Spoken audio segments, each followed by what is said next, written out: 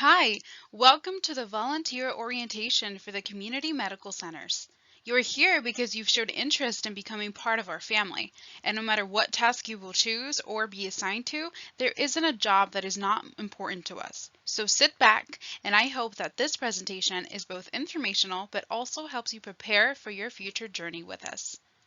Some of the topics that we will be discussing today include values and goals for excellence of the community medical centers, basics on the healthcare industry, how to stay safe not only for yourself but for all our patients, compliance, ethics, cybersecurity, great customer service, and the next steps on your CMC journey. Now, before we get started, we would like to talk to you about our mission. Our mission is to improve the health status of the community and to promote medical education.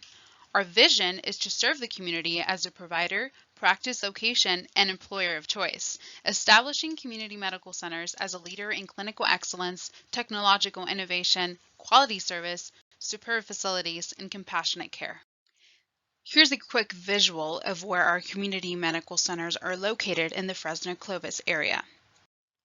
Now, the foundation of our culture include 5 important pillars. Those include quality, finance, growth, people, and culture. We will be discussing these. Community medical centers are recognized for their exceeding expectations of our patients, visitors, and each other.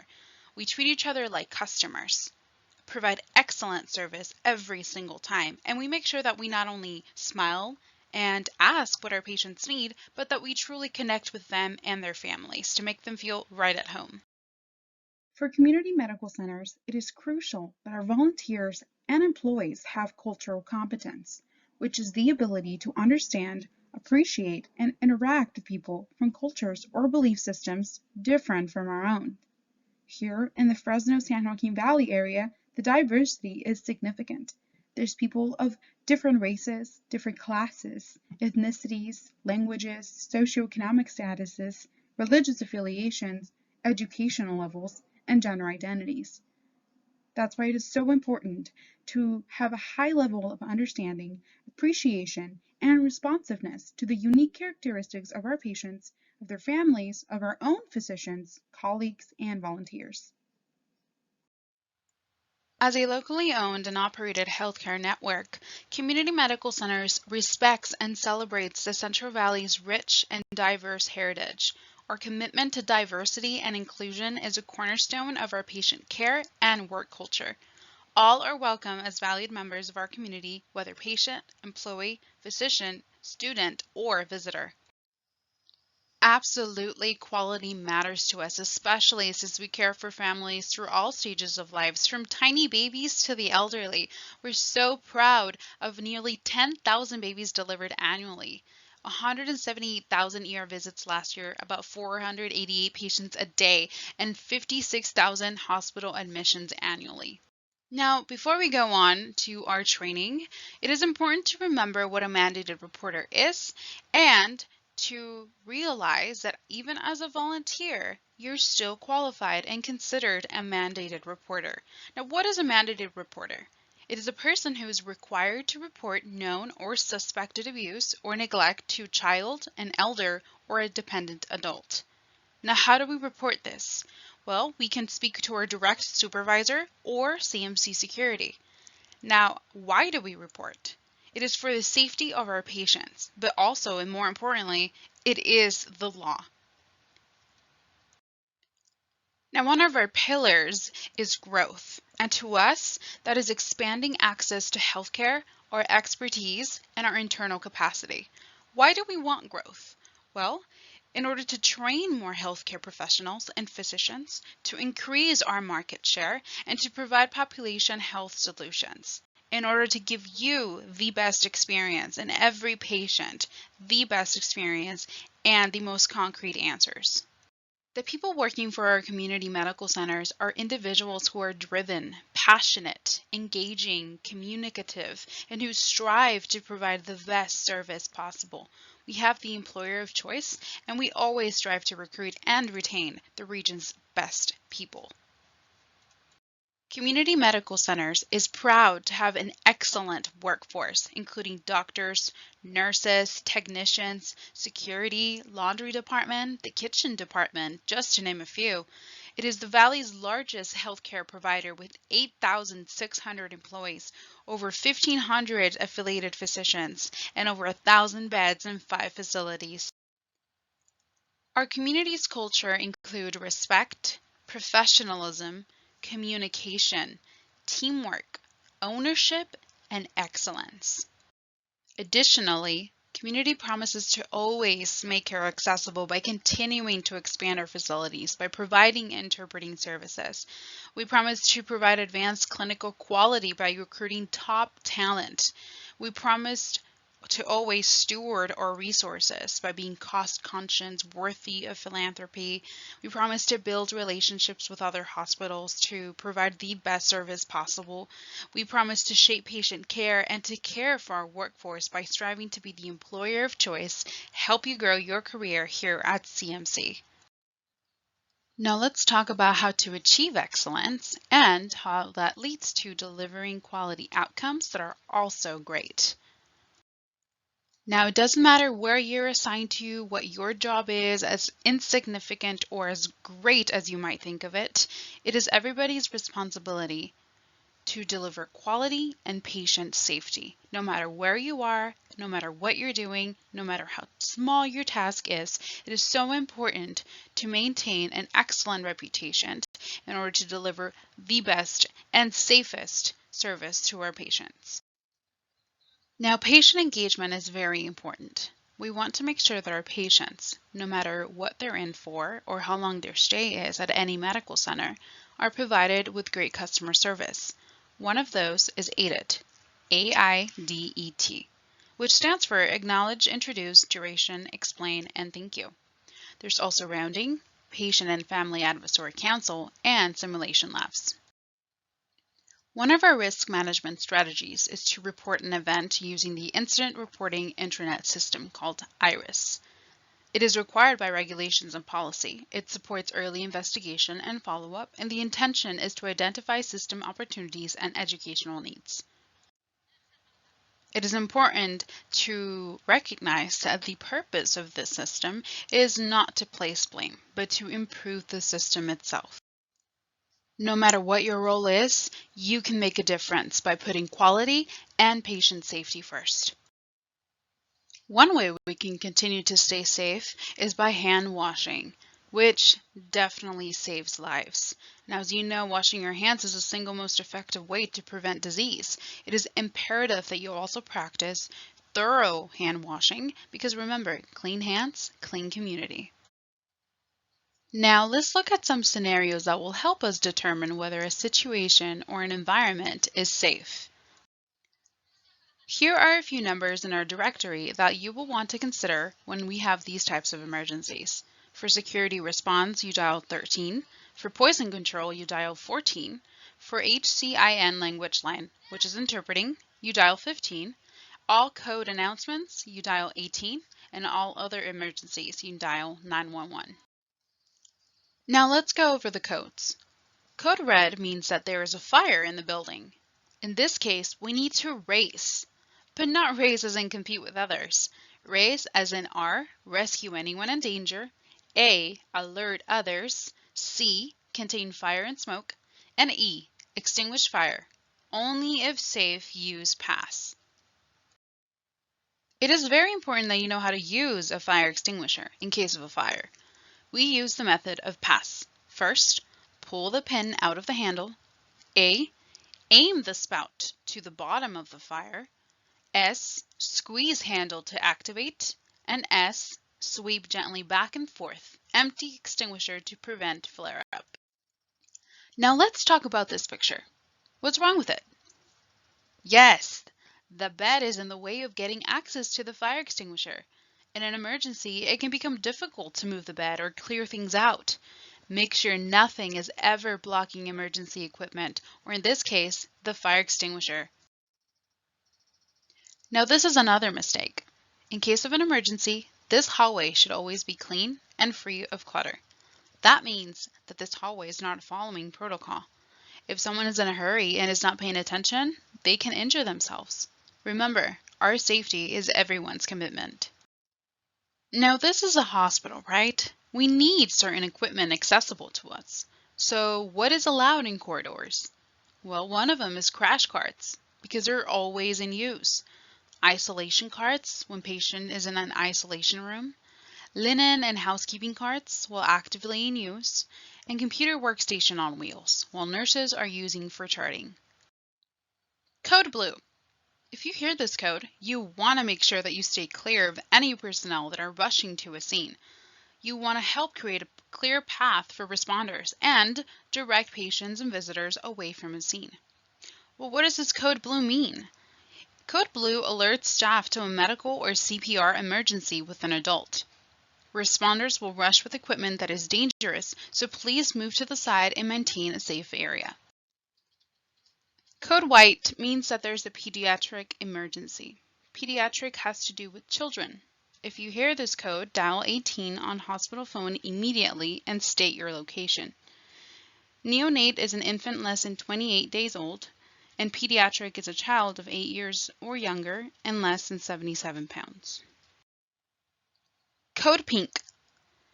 Code pink alerts staff to a missing or abducted infant. An infant means a person of 1 year of age or younger. If you suspect abduction or code pink has not been announced yet, you should dial extension 18.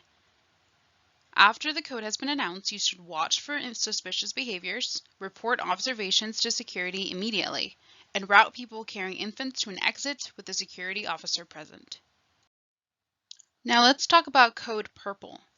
Code purple alerts staff to a missing child or abducted child. A child means is a person between 1 and 13 years old. Now, if you hear code purple being announced, make sure to monitor exits, stairwells, and halls, watch for suspicious behaviors, and report observations to security immediately. Now, code green means patient elopement. Code green alerts staff that a high-risk patient cannot be located or is attempting to leave the facility. A high-risk patient for elopement may be one or more of the following: on a legal hold, having active suicidal or homicidal thoughts, gravely disabled, on a patient watch or has a safety attendant, confused, disoriented, or otherwise appearing to lack mental capacity, or on LPS. Now, if you see a high-risk patient leaving, dial extension 18 to initiate code green. Now, when you are at a location, you also need to keep a vigilant eye for suspicious activities.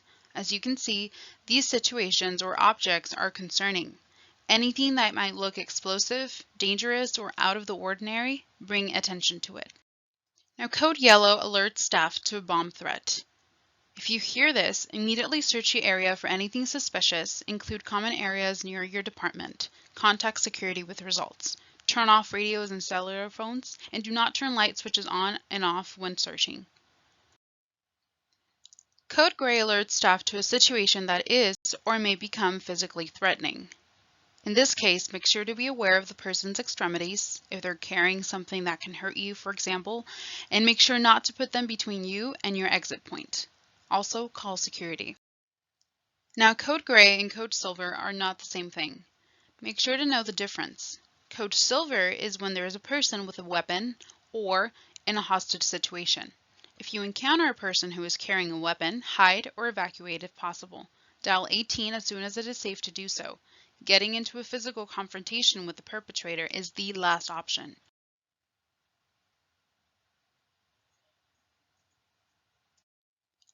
Code triangle is due to a disaster. This can be an internal or external situation. An example of an internal situation would be anything that disrupts hospital flow that took place inside of the facility. An external factor can include a natural disaster, a fire, etc. Now again, safety is very important to us. Our safety is everyone's commitment. Therefore, what is wrong with this picture? I am sure you've already noticed it. Now, electrical safety is very important to us. These are the things that you need to look out for: damaged or frayed cords, broken outlet covers, daisy chains, or equipment sticker that is out of date. Emergency medical gas shutoff. medical gases include oxygen, medical air, and suction. A medical gas emergency can be immediate threat to life, therefore the medical gas needs to be shut off by trained individuals and then patients are assessed. So always remember that only trained staff may shut off the medical gas system. Now this is a quick reminder that we need to always stay safe because our safety is everyone's commitment. No matter where we are or what equipment we're using, yes, including an MRI, we need to stay safe. Now Code Orange alerts staff to a hazardous material or chemical spill or exposure. If you discover a chemical spill, protect yourself and others by getting out of the immediate area, isolate the spill, and dial extension 18 and have Code Orange spill announced overhead. Now what's on a safety data sheet? This includes physical data, health effects, first aid, reactivity, storage, disposal, protective equipment, and spill and leak procedures. Dial 14, which is poison control for emergency exposures.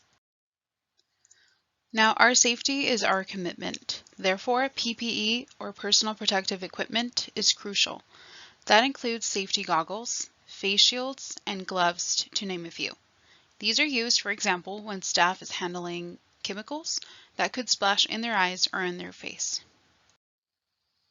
The following chart shows the waste stream segregation. There's the regular trash to start with that includes paper, plastic, food waste, and packaging. There's the document waste, where we deposit patient records, x-rays, any electronic forms, or any other confidential information. Then in the regulated medical waste category, there's the red bags to start with, where suction chambers, blood-saturated materials, or contaminated gowns go. Then there's the sharps waste, where needles, syringes, and glass slides go. Then there's the pharmaceutical waste, which includes expired drugs, expired antibiotics, etc.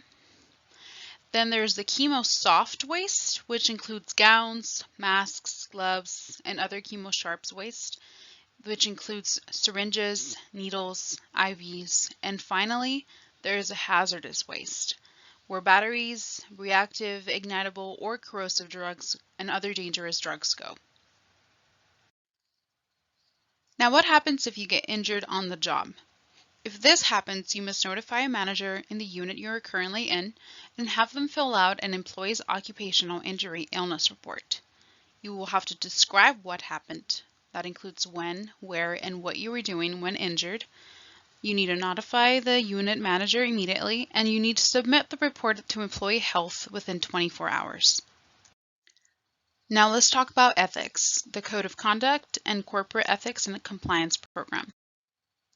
CMC Ethics and Compliance Code includes an overview of the commitments that govern our work, tools for reporting concerns or suspected violations, guidance in making choices that seem questionable or confusing, outlines the responsibility of each of us to understand and comply with the organizational policies and procedures.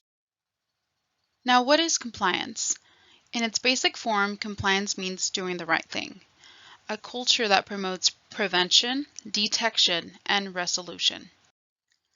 Yes, we absolutely have a compliance program. We provide education to minimize fraud, waste, and abuse. We act as a resource to answer any questions, and we provide an avenue which encourages individuals to report concerns. Now, our responsibility at CMC is to abide by the code of conduct, to act with honesty and integrity, be committed to fixing what is wrong, reporting issues to a supervisor. When in doubt, seek advice and clarification, and follow the golden rule. Treat patients, visitors, and staff as you would like to be treated. Now, if you hear, see, or suspect something, you must say something. So you have 3 options. You can contact your supervisor or manager. You can contact the alert line available 24/7 at the following number, or visit mysafeworkspace.com. And thirdly, you need to contact SVP, Chief Audit, ERM, Privacy, Security, Ethics, and Compliance Officer, Deborah Musio, at the following number. Now, what is HIPAA? HIPAA stands for Health Insurance Portability and Accountability Act. Why is this important?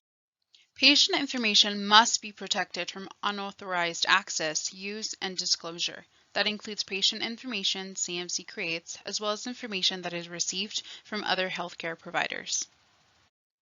Both federal and state HIPAA regulations require protection of certain identifiers such as name, medical records, health plan beneficiaries, telephone numbers, certificate or license number, any other unique identifying number, code, or characteristic, electronic mailing address, social security number, date of birth, etc. Under the HIPAA rule, seeking out or browsing for any information that is not necessary for you to do your job is illegal and a reportable breach of privacy. Now, patients have the right to request exclusion from hospital directory. What does that mean? CMC will not respond to any requests for information for inpatients or ED patients. A do not announce message will appear on top of their screen in the patient banner, and patients will not receive any visitors, telephone calls, flowers, mail, etc. Now, to make sure that confidential information is properly protected, we need to make sure documents are not readily visible, maintain patient records in secure locations, and do not discuss PHI in public places, hallways, elevators, cafeterias. We need to lower your voice, close the doors, pull curtains, ask permission when discussing PHI in patient or exam room. Now, because of privacy rules, it is important to not post, share, text any patient information or refer to any clinical event that could identify patients on social media. When disposing patient health information, all paperwork with PHI must be disposed of it in the designated bins located in each department and work area. State and federal laws also prohibit accessing your own family members' private information. Employees are not allowed to access family members' PHI. This includes PHI for spouses, parents, siblings, and children. Now, CMC's policies and procedures also prohibit accessing your own medical records. Employees cannot access their own health information if it's not part of their assigned work-related task, and CMC's private office monitors access. Any inappropriate access is reported to Human Resources and further inquiry will be taking place. MyChart is available to employees and volunteers and provides access to some of our health information. Please use the following email address to request one. You must contact the Health Information Management Department if you need additional information that is not available on MyChart. Now, we've been talking about protecting patient privacy. California law requires licensed health facilities to prevent unlawful or unauthorized access to and use of disclosure of patients' medical information. It also requires the facility to report to the California Department of Public Health and to the patients no later than 15 business days after the unauthorized access use disclosure has been detected. The CDPH may refer the matter to California's Medical Breach Enforcement Unit if you violate privacy laws. Some of the administrative penalties that they may enforce include up to $25,000 per patient whose medical information was unlawfully accessed, up to $17,500 per subsequent unlawful use of that patient's medical information, $100 per day of failure for timely report, and $250,000 maximum for penalty per violation. Here are some California penalties against you for privacy violations. Now, federal fines have a range depending on level of intent and severity of the access, use, or disclosure. Fines for violations start at $100 and go as high as $1.5 million annually for similar occurrences in calendar year. To sum it up, protecting patient health information is the law. Privacy and security violations will result in disciplinary action. Now, when there is an issue or miscommunication, AIDET improves communication and the care experience. If staff acknowledge the problem, the patients feel respected. If staff introduce themselves, patients feel trustworthy. If staff spend a good time with the patient, patients feel less anxious. If staff explains themselves to the patient will then feel informed. And if staff thank the patients will feel appreciated. Now remember our standards for service excellence, that is respect, professionalism, communication, teamwork, ownership, and excellence. CMC is committed to maintaining a healthy and safe workplace for employees, patients, and visitors. Therefore, these are some policies that protect you. Here are some general appearance standards. You should discuss with your volunteer manager and follow your department's policy for specific rules, but here are some general standards that you can follow. For general grooming, your hair must be neat and clean. Makeup should be simple and natural looking. Your nails need to be clean and short. For dress code, your uniform should be neat and clean. You should be wearing the appropriate attire per policy. Never wear jeans. And your badge must be worn above your waist. Now, for religious purposes, tattoos or certain piercings might be allowed, but when tattoos are present but they're distractive, they must be covered. Now, what are your next steps to becoming a volunteer at CMC? Well, first of all, you need to complete your paperwork, sign them, and return it to the volunteer manager. The manager will then email the ethics and compliance code and policy to you. The manager will then email background check link, which is $35. You will then be notified when background check is received. Then they will advise you to obtain the two-step TB placement. The manager will then email the Ready Set Self-Register link instructions to you, and you will send copies of your TB results to the volunteer manager after that. Upon receiving of all required documents, the manager will then set up your file and order your badge. You will be notified to report for your first day coverage, for your tour, and to obtain your badge from HR located at either. Now, this is the end of our training. I'm very excited to see you soon, to meet you soon. Very excited for you to be part of the CMC family. I hope that all the information that was provided to you during this orientation was useful. You will definitely need it during your journey at CMC, and I hope to see you soon. Thank you very much.